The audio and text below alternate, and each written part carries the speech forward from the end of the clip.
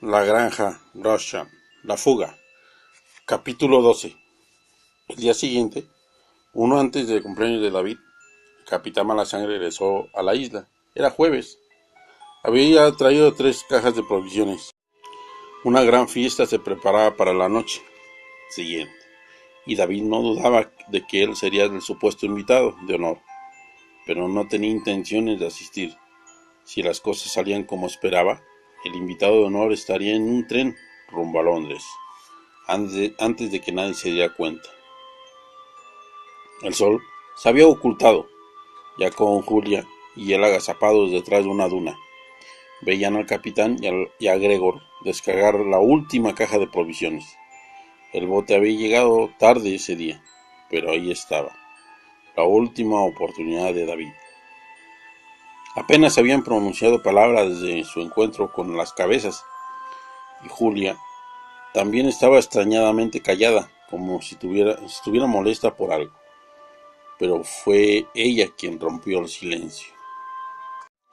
No va a funcionar, dijo David. No hay lugar en la lancha donde te puedas esconder. No sin él que se dé cuenta. No nos vamos a esconder en el bote, contestó David. Entonces, ¿qué vamos a hacer? Robarlo. Exactamente. Julia lo miró con firmeza, preguntándose si estaría bromeando. Pero la cara de David se veía pálida y seria. ¿Vamos a robarnos el bote?, murmuró Julia. El día que llegamos a la isla, me di cuenta que dejó las llaves puestas en marcha. David puso su lengua seca sobre sus labios secos. ¿Un robo? Es lo último que se le ocurriría, y además es nuestra única esperanza. ¿Pero sabes cómo manejar una lancha? No, pero no debe de ser muy diferente a un coche. Uno no corre el peligro de ahogarse en un coche. David le echó el último vistazo al acantilado. Gregor y el capitán habían desaparecido, y no se escuchaba ya el ruido del jet. Le dio una palmadita en el hombro y ambos corrieron hacia la embarcación. Los guijarros crujían bajo sus pies. El bote se meneaba en vaivén junto al muelle. El capitán Malasangre no había echado el ancla al agua, pero amarró la lancha a un poste, con un nudo que se veía como 6 serpientes metidas en una lavadora. Sin ocuparse del amarre por el momento, David subió al bote y fue hasta el timón para buscar las llaves. La cubierta se la dio por el peso, y un espantoso momento pensó que se había equivocado, que el capitán llevaba las llaves consigo. Pero entonces el bote se inclinó del otro lado y vio el llavero, una calavera verde esmeralda, que se balanceaba al final de una cadena. La llave estaba en su lugar. Respiró hondo. En unos minutos más estarían lejos de ahí. ¿Cómo funciona? Julia había subido ya al bote y estaba parada a sus espaldas. Con voz retadora le pedía que le explicara cómo le hacía funcionar aquello. David recorrió los controles con la mirada. Había un timón, eso era fácil, y una palanca que seguramente servía para mover la lancha, para atrás o para adelante. Pero en lo que respecta al resto de los botones, contactos, compases y agujas, bien podrían haber sido diseñados para enviar el bote directo a la luna en un viaje sin retorno. Y David no tenía ni la más remota idea de ello. ¿Cómo funciona entonces?, volvió a preguntar Julia. No es difícil. David la miró con enojo. Solo tienes que darle vuelta a la llave. Entonces, ¿por qué no lo haces? Ya voy. Lo hizo, no pasó nada. David dio vuelta a la llave nuevamente. Esta vez la dobló tanto que estuvo a punto de romperla por la mitad, pero aún así el motor se negó a torcer. Ni siquiera quiso cascarpear. Sin poder nadar, comenzó a decir Julia.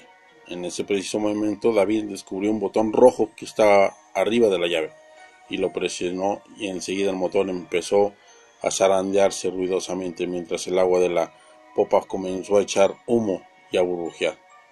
Voy a ver el nudo de la amarra, dijo David, soltando el timón. No. Julia se agachó y recogió un cuchillo de pesca que estaba en la cubierta. Tú quédate en los controles, yo me encargo del nudo. El bote estaba amarrado por la punta y para alcanzar la cuerda, Julia tuvo que trepar por el bote de la embarcación y luego brincar al muelle. Se paró junto al poste y comenzó a trabajar. El cuchillo era filoso, pero la soga era muy gruesa y a pesar de que le pasaba el cuchillo una y otra vez con todas sus fuerzas, no parecía avanzar. David la esperaba en el bote. Las duelas de la cubierta crujían, vibraban debajo de él. El motor hacía más ruido que nunca. Alcanzarían a escucharlo en la escuela. Miró hacia arriba, se quedó petrificado.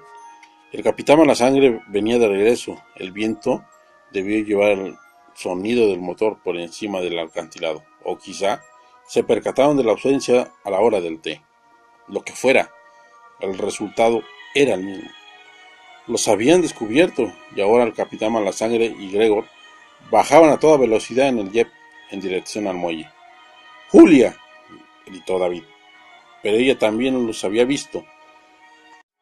Quédate donde estás, contestó Julia, y redobló sus esfuerzos, rasgando las cuerdas como un violinista enloquecido. Llevaba ya media soga cortada, pero Gregor y el capitán se acercaban más y más a cada segundo. Ya casi llegaban a pie del acantilado, les tomaría solo 20 segundos para alcanzar el embarcadero. Julia miró hacia arriba, recobró rápidamente el aliento y se lanzó sobre la soga otra vez, aserrándola, cortándola, cuchillándola con la soga. La soga ya estaba casi deshilachada, los hilos separados, pero todavía rehusaba partirse por completo. ¡Aprisa!, gritó David. No había nada que pudiera hacer. Sus piernas quedaban petrificadas. El yate llegó hasta el extremo del muelle y frenó con un rechinido. El capitán Malasangre y Gregor, de un salto, Julia volteó con la cara desmudada de terror. El aire agitaba su cabello, pero ella seguía cortando. El cuchillo mordió la soga y otro cabo se soltó. Gregor iba a la delantera arrastrando los pies. Avanzaba por el muelle en dirección a Julia. Julia lanzó un grito y dejó caer el cuchillo. La soga se rompió a la mitad. ¡Julia!, gritó David. Demasiado tarde, Gregor, dando un brinco hacia adelante, como sapo humano, había llegado hasta él antes de que Julia pudiera moverse. El jorobado la tiró al suelo, rodeándola con los brazos y las piernas. «David, vete», gritó. La mano de David golpeó hacia abajo la palanca. Sintió como el bote se sacudía debajo de sus pies. Mientras la hélice batía las aguas, la lancha se echó en reversa, rumbo al mar abierto, arrastrando por el muelle la soga rota. Entonces, el capitán Malasangre se lanzó de un clavado sobre la cuerda. Con un grito de triunfo en sus manos, lo alcanzaron y se aferraron con tenazas a ella. El bote se había alejado algunos pies del muelle. Julia, sometida por el enano, observaba todo desde el suelo con impresión. Desesperada, Gregor chasqueaba la boca horriblemente y su único ojo parecía salirse de su órbita. El motor chilló, la hélice mezclada, las aguas blancas con lodo, pero el bote seguía sin avanzar. El capitán Malasangre tiraba de él, clavando sus talones en la madera, como un vaquero que trataba de domar su caballo salvaje. Su boca estaba contraída en una mueca espantosa. Su rostro había puesto de un rojo púrpura. David no podía creer lo que veía. El capitán tenía que soltarlo. Era imposible que aguantara el jalón, no con el motor a toda su potencia. Pero David no había empujado la palanca de reversa hasta su límite. Quedaban 2 centímetros. Con un grito de desesperación, David echó sobre ella, todo su cuerpo forzándola hacia atrás. El capitán Malasangre seguía prendido de la soga, un hombre contra una lancha.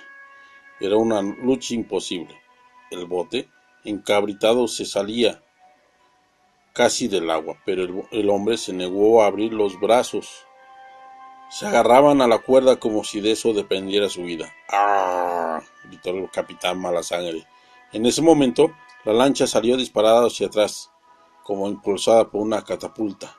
David abrió los ojos incrédulo. Las manos del capitán seguían agarradas de la soga, pero ya no estaban unidas a los brazos. La fuerza de la máquina los había arrancado rápidamente, y cuando el bote salió volando, con un suave chapuzón, cayeron al mar con dos pálidos cangrejos. Sintiéndose enfermo, David dio vuelta al timón y botó. El bote giró en redondo, moviendo la palanca hacia atrás. El agua borboteaba y luego se alejó, dejando atrás la granja Grosham, la isla Calavera y Julia y el capitán Malasangre, sin manos. La granja Grosham, capítulo 13. El tren fantasma. David atravesó corriendo el campo. La hierba alta le llegaba hasta el pecho. Atrás estaba el bote en el embarcadero, no amarrado sino incrustado. La trayectoria había sido todo menos tranquila. Era la mañana del día siguiente. Por la niebla, las corrientes y los controles del bote, que eran desconocidos a David, le tomó más tiempo del que había pensado atravesar las aguas, y ya había oscurecido cuando se estrelló contra la costa de Norfolk. Debió pasar la noche en la cabina destrozada, y no fue sino hasta que alumbraron los primeros rayos del sol, cuando se dio cuenta que había llegado exactamente al mismo lugar de donde habían salido. El campo subía un suave declive hasta el blanco y brillante molino de viento, que David había visto por primera vez desde la carroza fúnebre de cerca. El molino resultaba ser una construcción derruida y abandonada, destrozada por el viento y la lluvia, y las aspas no eran más que armazones de madera retorcida, que más bien parecían las alas esqueléticas de un insecto. Si David esperaba encontrar un teléfono, pronto se desilusionó. El molino de viento estaba abandonado desde hacía 100 años y las líneas del teléfono habían pasado de largo. Pero del otro lado encontró una carretera y se paró ahí, tambaleándose, muerto de cansancio y frío. Un coche pasó a toda velocidad y David parpadeó. Fue casi como si hubiera olvidado lo que era un automóvil común y corriente. Miró con nerviosismo por encima de su hombro. No había manera de que alguien de la escuela lo hubiera seguido. Pero tratándose de la granja Grosham, no se podía estar seguro de nada, así que se sintió perdido, desamparado, en medio del aplastante silencio de aquel páramo. Tenía que llegar al pueblo más cercano, y la civilización no traía dinero. Eso significaba pedir lo que lo llevaran en aventón.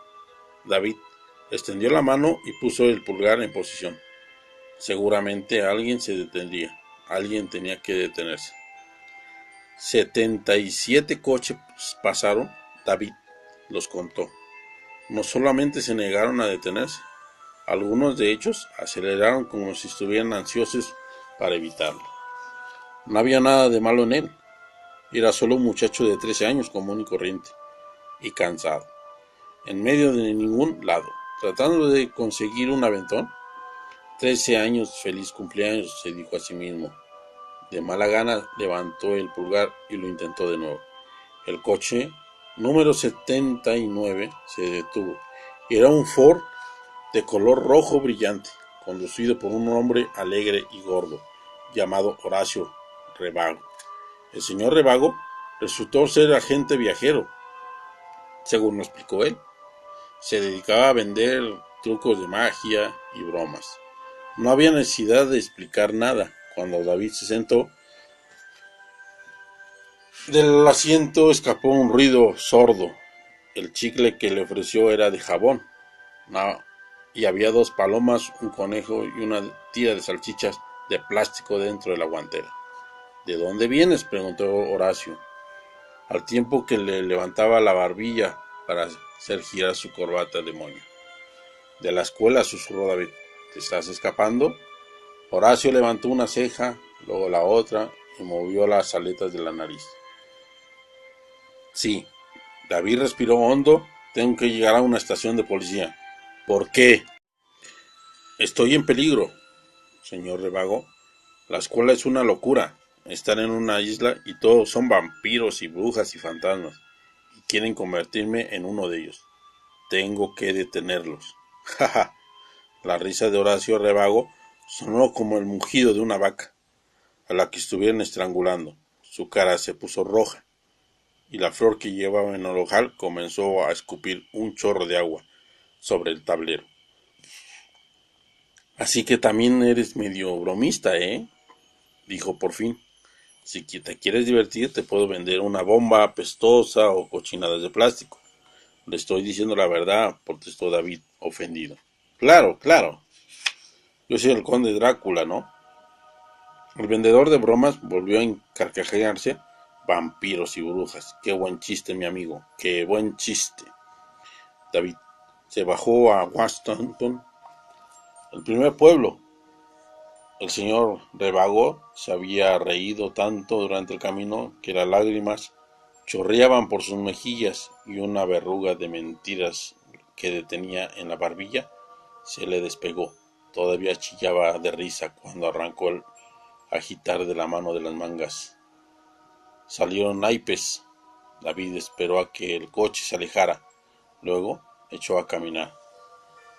Era un pueblo turístico, donde el verano debía de llamarse de vida y color. Pero fuera de temporada no se paraban ni las moscas. En esa aburrida mezcla de techos grises y torres, tiendas y plazas que bajaban zigzagueantes por una colina hasta la orilla del mar frío y picado. Había un muelle con un montón de botes de pesca, medio envueltos con sus propias redes. Se veía como los peces se debían atrapar. A lo lejos, algunas carpas grises y una cerca de madera rodeaban lo que durante el verano debía ser un parque de diversiones. En ese nublado día de primavera no se veía ni una pizca de diversión por ningún lado. David tenía que encontrar la estación de policía, pero en cuanto empezó a buscarla, lo asaltó un pensamiento perturbador. Horacio Revago no había creído una sola palabra de lo que le había dicho. ¿Por qué habrían de creer a los demás? Si hablaba de magia negra y brujería, probablemente lo meterían en un manicomio de la localidad. O peor aún, podrían detenerlo y llamar a la escuela. Tenía solo 13 años y era un hecho comprobado que los adultos nunca le creerían a los niños de 13 años. Se detuvo y miró a su alrededor.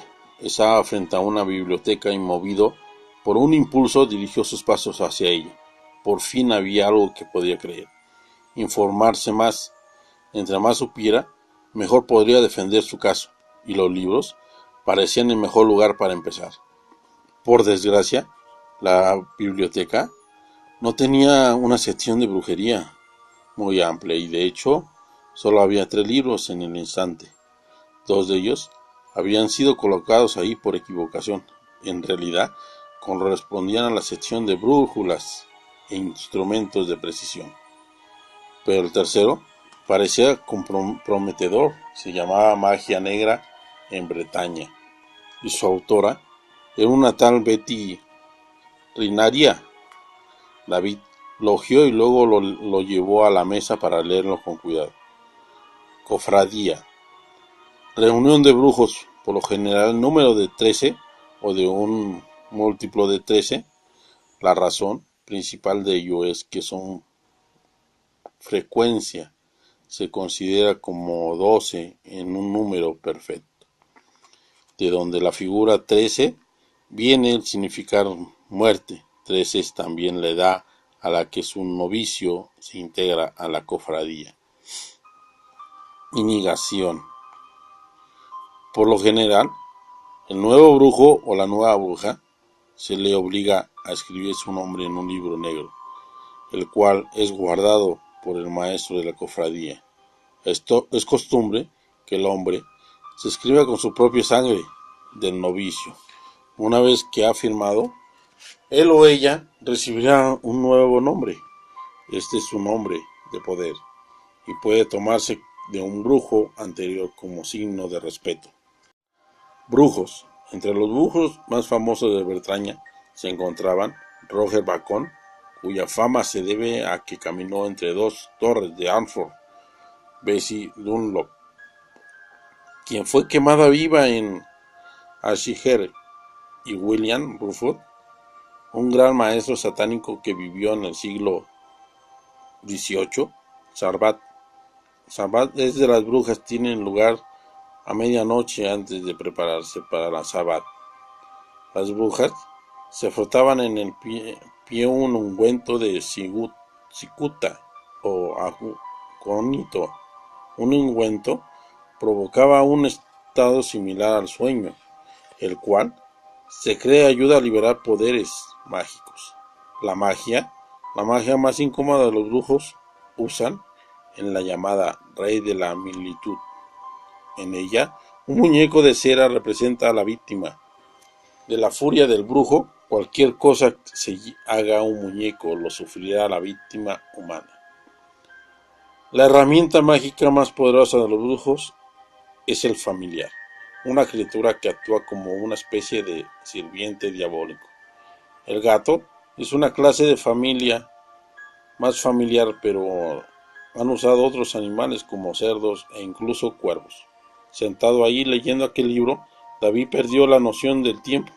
El atardecer ya había leído todo lo que quería saber sobre la granja Grosha, así como otras cosas que hubiera querido no saber.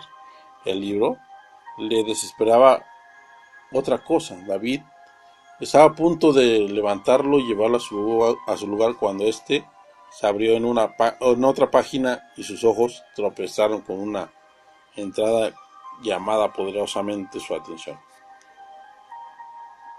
Granja Grosha. Véase nota del editor. Con curiosidad, David buscó el final del volumen. En la última página había una breve nota escrita por el editor. Cuando estaba escribiendo este libro, la señora Betty Reinaria emprendió un viaje al condado de Norfolk con el propósito de hacer una investigación sobre la granja Grosha, la legendaria academia de brujería donde alguna vez los jóvenes novicios fueron adiestrados en el arte de la magia negra. Desafortunadamente, la señorita Betty Reinaria nunca regresó de ese viaje. Su maquinaria de escribir fue revuelta por las aguas del mar. Varios meses después, con respecto a su memoria, los editores decidieron dejar una sección en blanco. Una academia de brujería. Las palabras seguían dando vueltas en su cabeza. Cuando salió de la biblioteca, ¿qué otra cosa podría ser la granja Grosha?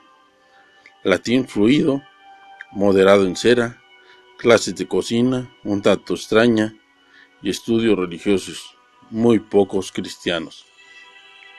Todo encajaba, pero David había querido ser brujo porque entonces lo habían escogido a él.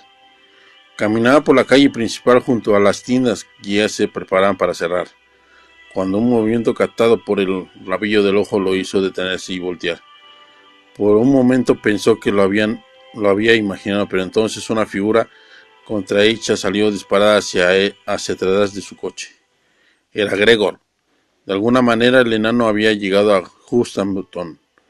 David supo de inmediato que lo buscaba. Sin pensarlo, echó a correr colina abajo, en dirección al mar. Sabía que le pasaría si lo encontraban. La escuela lo mataría antes de pedirle contar su historia. Era un hecho que habían asesinado a 2. ¿Cuántos más habían terminado en el cementerio de la isla Calavera prematuramente? No fue hasta que estuvo frente al mar que se detuvo para tomar aliento y tratar de calmarse. Era una conciencia, tenía que serlo. Gregor Estaba ahí de compras o visitando a un amigo. Nadie en la escuela podría saber que todavía se encontraba en Houston. A unos metros de él, Gregor soltó una risita de El Jorobado. Estaba sentado en un muro de ladrillo, de poca altura. Viéndolo, su único ojo, redondo con una cuenca, sacó algo de su cinturón. Era una navaja de por lo menos 20 centímetros de largo, que brillaba malignamente. David se dio la vuelta y echó a correr otra vez. No tenía ni idea de hacia dónde se dirigiría. El mundo entero se inclinaba y se estremecía cada vez en sus pies. Golpeaban contra él frío pavimento de concreto. Lo único que podía escuchar era su propia respiración angustiada. Cuando volteó nuevamente hacia atrás, el enano ya no estaba ahí. Stanton se veía a la distancia, había llegado al final del camino. De pronto, se vio rodeado por unas carpas pandeadas y unos kioscos de madera torcidos. El parque de diversiones se encontraba justo en el centro de él. ¿Te gustaría dar una vuelta, hijo? El que habló era un hombre viejo, con un abrigo raído y un cigarro colgado en una esquina de su boca. Estaba detrás del tren fantasma. Había 3 carros, uno azul, otro verde y el tercero amarillo, sobre una vía curva que se perdía detrás de un par de puertas. Una vuelta. David recorrió con la mirada desde el tren fantasma hasta la orilla del mar. No había señales de Gregor. Sí, tengo que hacer una prueba. El viejo aplastó su cigarro y tosió. Qué suerte que hayas aparecido. Te puedes dar una vuelta gratis. No, gracias. En cuanto David pronunció estas palabras, vio otra vez a Gregor, que estaba en el terreno de la feria. No había visto a David aún, pero lo estaba buscando. Todavía llevaba el cuchillo en la mano, con la punta hacia arriba. David brincó de dentro del carro, tenía que desaparecer de su vista. Un par de minutos dentro del tren fantasmas podrían ser suficientes, por lo menos. Gregor no podría seguirlo ahí adentro. Sujétate bien. El viejo presionó un botón. El carro lanzó jaleándose un segundo. Después chocó con las puertas. Estas se abrieron y luego se cerraron de un golpe detrás de él. David fue tragado por la oscuridad y sintió que se asfixiaba. Entonces una luz roja brilló detrás de una calavera de plástico y David volvió a respirar. Si la calavera tenía el propósito de asustarlo, en efecto, había sido lo contrario. Le recordó que se trataba solo de un estreñimiento, una vuelta. Es un juego de feria, con máscaras de plástico y focos de colores.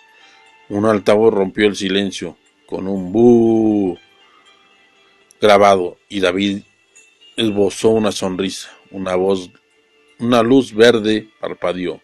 Una araña de goma se balanceó hacia arriba y hacia abajo en un alambre muy visible. David sonrió nuevamente. Entonces el carro se precipitó en un abismo. La caída en la oscuridad fue tan larga que David sintió al aire correr entre sus cabellos y su espalda pegada al respaldo del asiento. En el último momento, cuando llegó, se estrellaría haciéndose pedazos al final de la vía. El carro frenó suavemente como si hubiera sido detenido por un colchón de aire. Vaya paseo, se dijo. Era un alivio escuchar el sonido de su propia voz.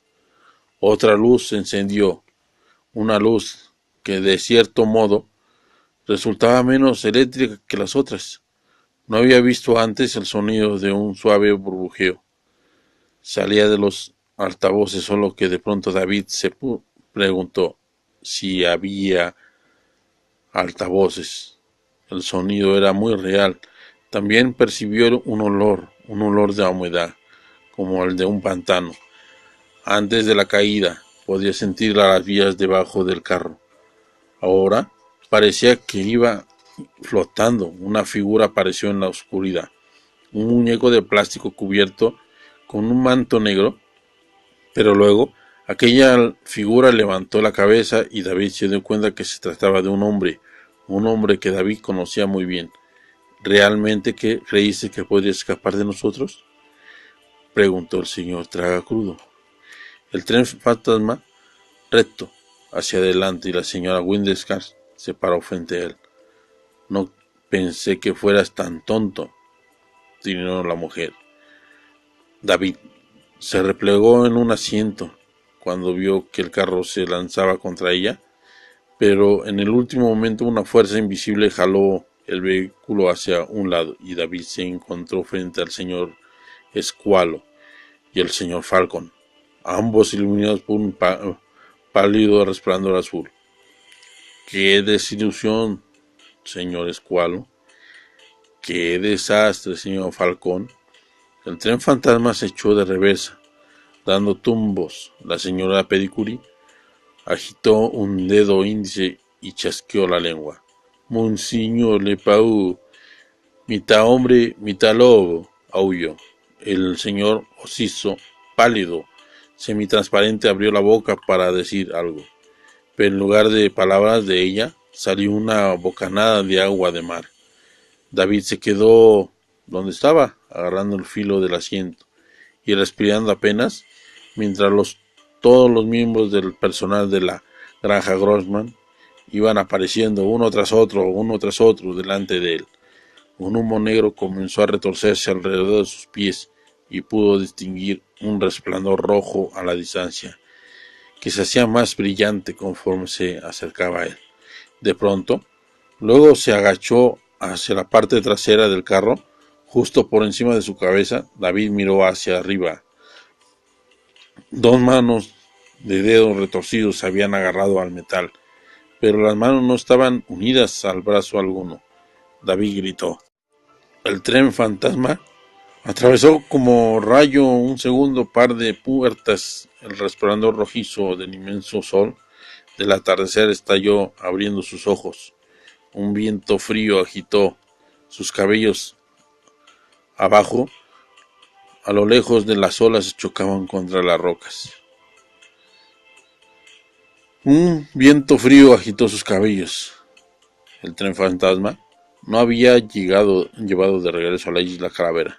El carro amarillo desencavaba sobre la hierba de la cima del acantilado. No había vías, ni muñeco, ni feria. Era la tarde de su cumpleaños de 13º y las sombras de la noche comenzaban a extenderse sobre la tierra. La granja Grossman, capítulo 14. A través del espejo. La escuela estaba desierta. David se fue a la cama, pues estaba deprimido como para hacer otra cosa. Se hundía. No había servido de nada. No habían podido encontrar a Julia. Era el peor cumpleaños de su vida. Y si las cosas seguían así, probablemente también sería el último.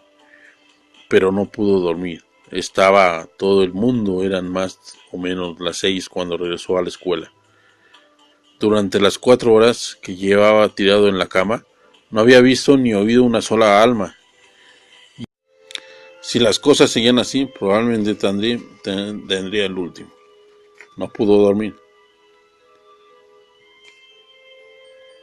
David sabía a quién había sido vendidas hacía mucho tiempo. Unas pisadas en las desnudas suelas del dormitorio lo hicieron ponerse en guardia y se incorporó en un momento. Después se relajó al descubrir que era Julia quien se acercaba. ¡Julia!, exclamó contento de verla. «Hola, David». Se oía tan deprimida como él. «Se sentía así que no pudiste escapar». «Sí pude, pero en fin, es una historia muy larga». David brincó de la cama. Estaba vestido todavía. «¿Dónde están todos?», preguntó. Julia se encogió los hombros. Era difícil ver su cara. Un velo de sombras caía sobre sus ojos. «¿Qué te pasó después de que me fui en el bote?», preguntó David. Luego hablaremos de eso, contestó Julia. Ahora debo enseñarte algo, ven. David la siguió hacia fuera del dormitorio, aunque estaba un poco integrado. Ella se veía bien y supuso que nadie la había castigado por haber participado en el escape, pero parecía fría y distante. Quizá lo ocupaba por haberla dejado. David no podía entender eso. De hecho, él mismo seguía sintiéndose culpable por ello. Descubrí muchas cosas sobre la granja, David dijo mientras bajaba las escaleras, y muchas otras sobre los profesores, dijo Julia.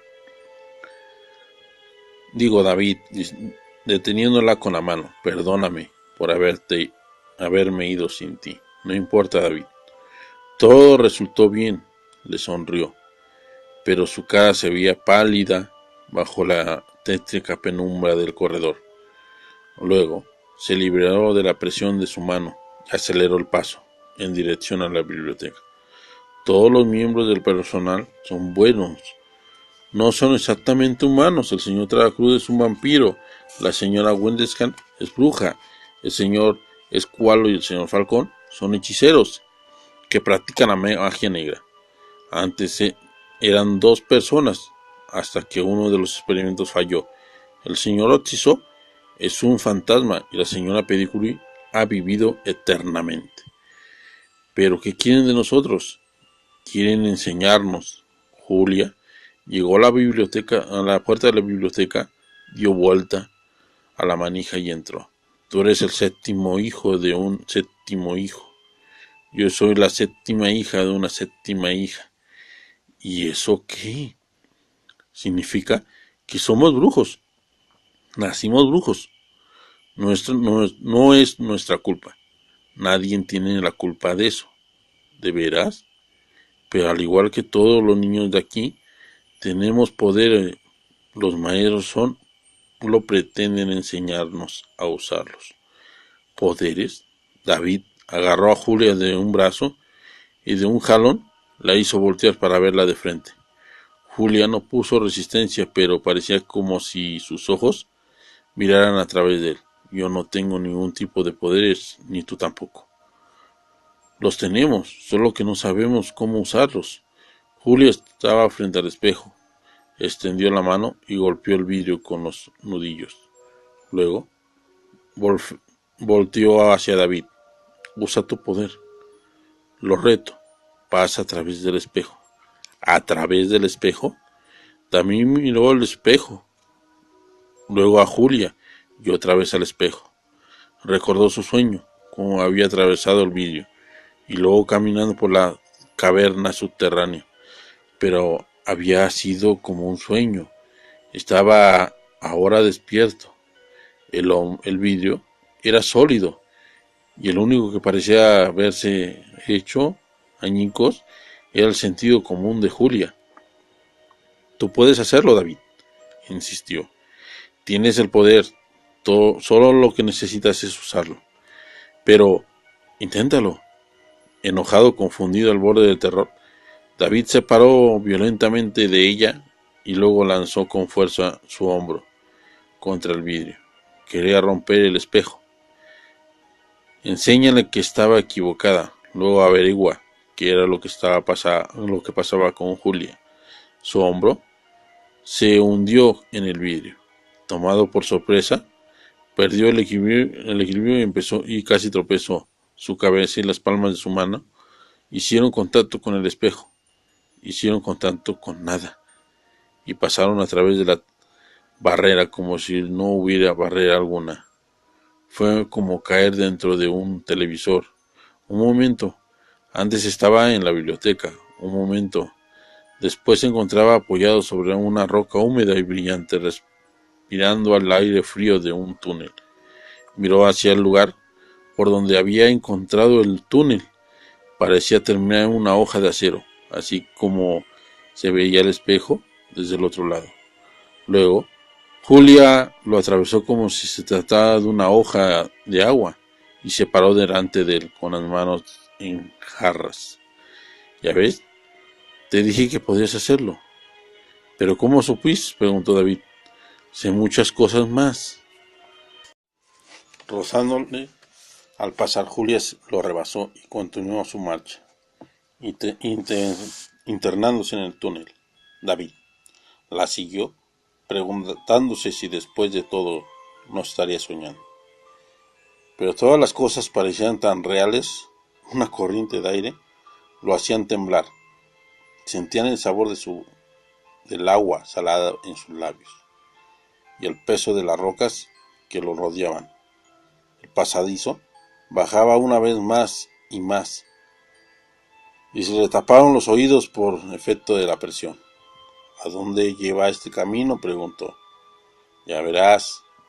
Cuando parecía que habían recorrido casi un kilómetro, David se percató de la presencia de un extraño resplandor plateado. No había lámparas o antorchas que alumbraran el camino, y ahora caía en la cuenca de todo el túnel. Estaba iluminado por el mismo resplandor, como si se tratara de una niebla proveniente de un lago subterráneo. Julia se detuvo para esperarlo. David, apura el paso, salió del túnel y entró Era una taberna enorme, la misma que había aparecido en su sueño. Estalagmitas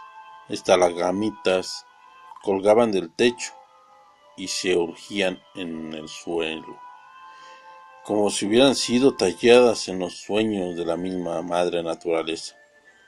Una pared completa estaba cubierta por una cascada petrificada de un blanco brillante. Una eternidad congelada. En el centro se encontraba una piedra de los sacrificios, una plancha de granito sólido, terriblemente contundente. El señor Tragacrudo estaba parado detrás de ella. Los estaba esperando. Julia lo había llevado hasta ellos. David se dio la media vuelta buscando algo que sabía que encontraría, algo que debía haber visto desde el principio. Y ahí estaba. Ese es el tercer dedo de Julia, el anillo negro. Julia, incapaz de hablar, sacudió la cabeza. ¿Cuándo cumpliste 13 años?, preguntó al fin. Ayer, dijo Julia, y luego se lanzó una mirada de reproche. No me deseaste feliz cumpleaños, pero no importa. David le sonrió.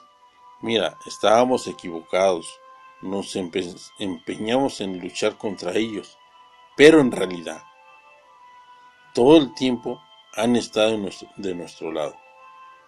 Sintió que se hundía en la desesperación, como se hunde un cuerpo en las arenas movedizas. Ya no tenía la voluntad para seguir luchando. Había fracasado en su vida, fracasado en todo. No se habían apoderado de Julia, era una de tantos de ellos. Finalmente estaba solo, y ahora era su turno. Como uno solo, todos los alumnos de la granja Groshan salieron de entre las sombras, de extremo a extremo de la caverna, y formaron un círculo alrededor de él.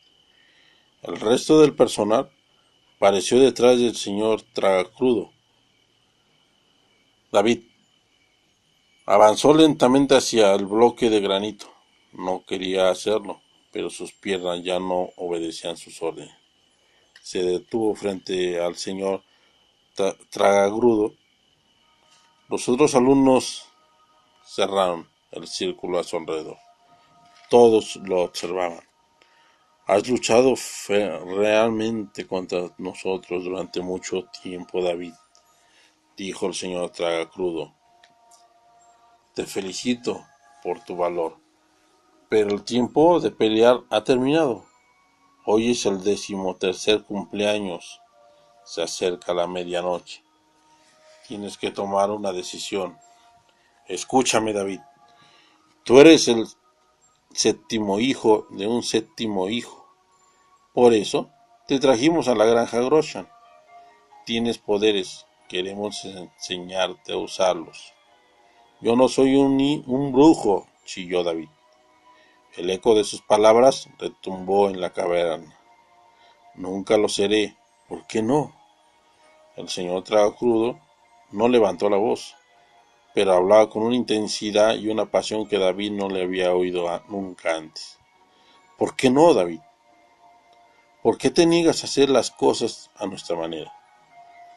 ¿Piensas que son fantasmas y las brujas y los vampiros y los fantasmas y los monstruos de dos cabezas son malos? ¿Por qué? ¿Sabes qué es eso, David? Un prejuicio, discriminación racial. El señor Escualo y el señor Falcón asisten con respectiva cabeza en señal de aprobación. Bravo, bravo, murmuró la señora Wilderhart. No hay nada malo respetado de nosotros. ¿Te hemos hecho daño? Cierto que tuvimos que hacernos cargo del señor Machico, pero no fue nuestra culpa. Tú lo trajiste aquí. Lo único que hicimos fue protegernos. El problema contigo es que has visto demasiadas películas de terror y de vampiros. Nunca se nos ha hecho justicia en la pantalla. ¿Y qué me dices de los hombres lobo? Solo porque a mi buen amigo Monsieur Lepaud le entra un irresistible antojo de ensalada de pichón cuando hay luna llena. Todo el mundo piensa que tiene derecho a ir tras él para cazarlo y dispararle bala tras bala de plata. Y que, con el señor Otizo, de acuerdo, está muerto, pero de todos modos es un buen maestro. De hecho, es más vivaz que muchos maestros vivos que conozco. Pero no soy como ustedes, insistió David. No quiero ser como ustedes. Tú tienes el poder, contestó el señor Tragacrudo. Eso es lo más importante. Y la pregunta que debes hacerte, David, es si realmente quieres quedarte con tus progenitores y seguir los pasos de tu extravagante y desagradable padre en un banco mercantil, o si quieres ser libre, únete a nosotros y serás rico. Podemos enseñarte cómo convertir el plomo en oro, cómo construir a tus enemigos con solo tronar los dedos. Podemos mostrarte cómo ver el futuro y usarlo a tu provecho. Piénsalo, David. Puedes tener todo lo que quieras y más. Mira a la señora Pedicuri. Ella ha vivido por siempre. Tú también puedes. Está bien, lo admito. Somos francamente malignos. Mis amigos, el señor Escualo y el señor Falcón son los más malignos de nosotros. Han ganado premios por ser malignos, pero ¿qué hay de malo de ser maligno? Nunca hemos lanzado una bomba atómica sobre nadie. Nunca hemos contaminado el ambiente o experimentado con animales. Nunca hemos recortado el presupuesto público destinado a la salud. Nuestra malignidad es más bien agradable. ¿Por qué crees que se han hecho tantos libros y películas sobre nosotros? Somos encantadoramente malignos. Por eso le caemos bien a la gente. Mientras hablaba el señor Tragacrudo, los 64 alumnos de la granja Grossman, todos jóvenes, adeptos y brujos, novicios, fueron estrechando el círculo. Ahora se acercaba más a David. Julia estaba junto a Jeffrey. Julian Rufus estaba del otro lado. 64 anillos negros brillaban en la luz subterránea. El señor Tragacrudo sostenía el número 65. Disfruté mucho el entrenamiento, David, dijo. No quise que fuera tan fácil. Admiro el valor, pero ahora ya es medianoche. Extendió la mano que tenía libre. Gregor se metió entre los alumnos y le entregó su cuchillo. Elige, continuó el señor Tragacrudo. ¿El cuchillo? ¿El anillo o el cuchillo? Puedes rechazarnos una última vez. En ese caso, lamentablemente me veré forzado a enterrar la hoja en tu corazón. Te aseguro que a mí me dolerá más que a ti. Después tendrás un entierro decente en el cementerio de la escuela. La otra opción es aceptarnos, tomar un nuevo nombre y empezar tu educación en serio. Pero en este caso, no habrá vuelta atrás, David. Si te unes a nosotros, te unes para siempre. David fue obligado a acostarse sobre el bloque de granito. El círculo de rostros giraba alrededor de él. Ahí estaba el anillo, ahí estaba el cuchillo. Y David preguntó al señor Tragacrudo: ¿qué dices?